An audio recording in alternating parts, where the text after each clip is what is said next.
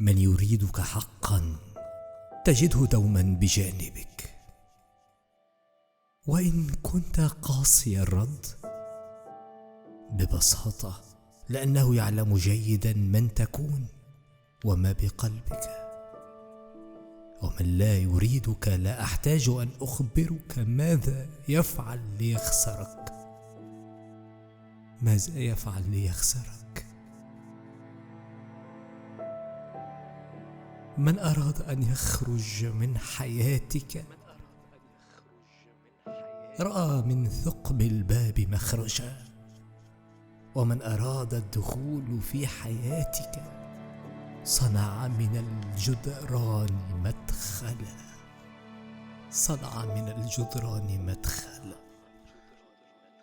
بصوت المعلق الصوتي محمد سامي.